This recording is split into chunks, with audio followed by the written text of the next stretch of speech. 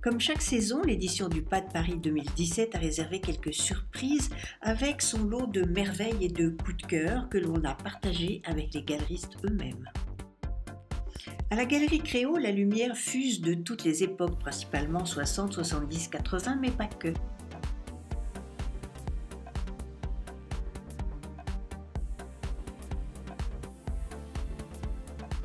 Chez Carrie Bérébi, mon cœur a lâché.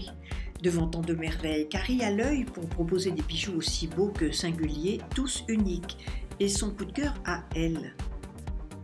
Bague améthyste or et diamant 1970, David Webb.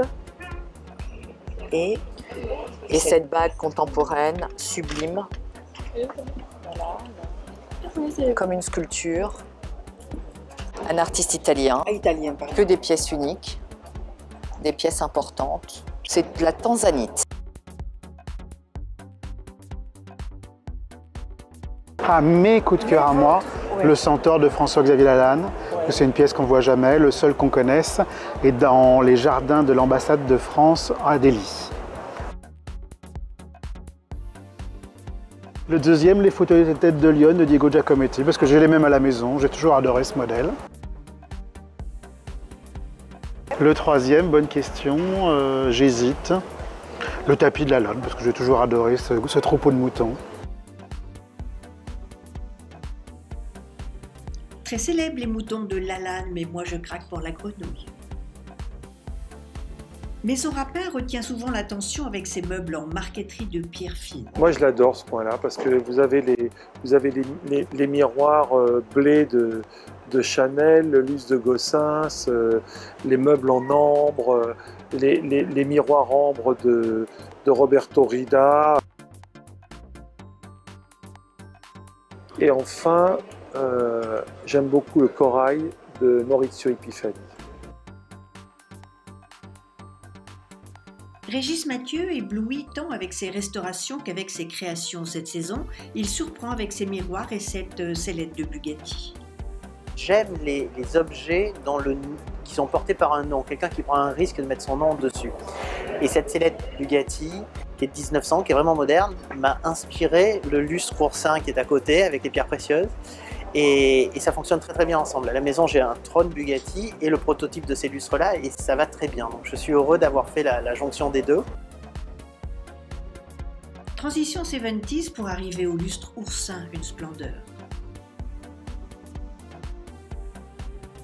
Une beauté, ce lustre roux en cristal de roche, nous avons les mêmes coups de cœur. Clara Scremini propose depuis toujours les meilleurs artistes du verre. Ça c'est Pliva, Oldrich Pliva, en tchèque. Il a 80 ans et c'est très intéressant. Et après c'est Laura de Santillana, extraordinaire. Et après c'est Michael Glancy, qui c'est un des grands artistes peut-être les plus importants aux États-Unis. C'est le mouvement de verre contemporain universel. Chez Alexandre Biaggi, on aime tout. Mais quel est son coup de cœur à lui?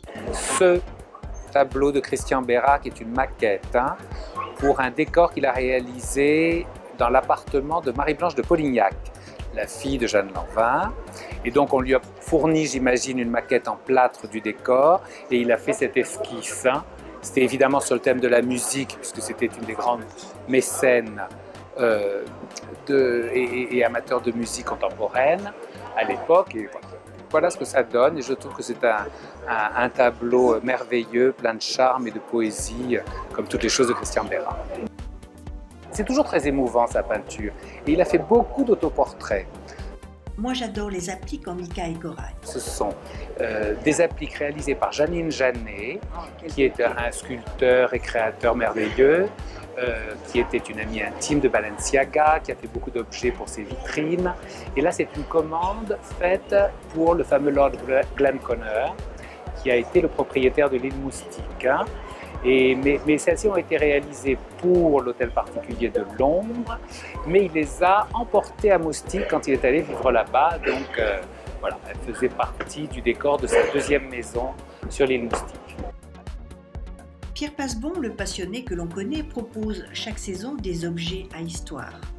Mon coup de cœur, c'est le tapis de Boisseau, qui est au mur, le tapis qui appartenait à Louise de Villemorin. et qui est au point de Cornélie. C'est le tapis le plus connu de Boisseau, c'est celui de Yves Saint Laurent avec les perroquets. Voilà. Ensuite, la table de Marina, Marina Carella, et la table nuage de Guy de Rougemont. Intérêt particulier aussi pour les bustes de coquillages d'Armel Fabre. J'ai fait les concours du Figaro quand j'avais 8 ans sur les plages. Et bon, après, j'avais plus le temps, mais là, maintenant que j'ai du temps, je suis repartie dans les coquillages. C'est ma passion depuis toujours. Mais dites donc, vous les achetez, vous allez à la recherche, vous les Ah pêchez, non, ça comment vient du monde entier. Non, ça vient du monde entier. Non, sur les plages, on ne trouve plus rien. Alors maintenant, on risque de trouver des choses comme ça, vous voyez, des intérieurs d'ordinateurs. Oui, c'est très nouveau ça. Mais, tout à fait, mais on les trouve aussi sur les plages, malheureusement, puisque la mer est devenue une poubelle. Hélas.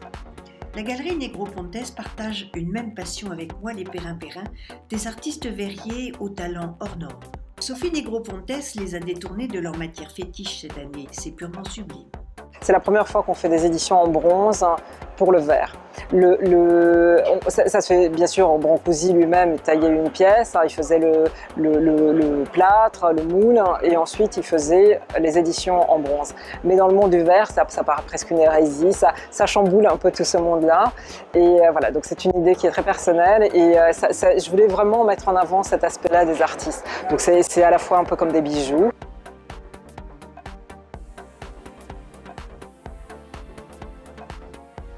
Yves et Victor Gastou sont animés de cette passion qui leur fait découvrir des artistes très singuliers.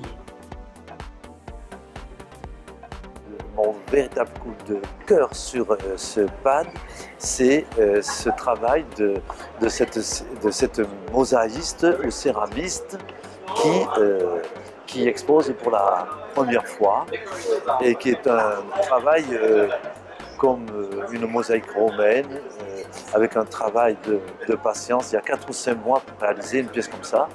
C'est incrusté de pierre. C'est incrusté de pierre, de mosaïque et de pierre et d'ardoise.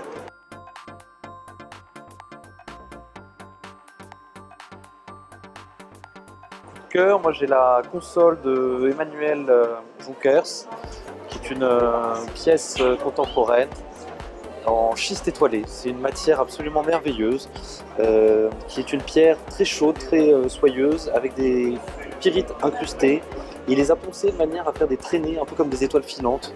Donc je trouve qu'il y a un univers, comme sur la table également, il y a un univers spatial qui est vraiment très sympathique, on dirait des astéroïdes. À la galerie Dutcot, que du beau et de l'audacieux.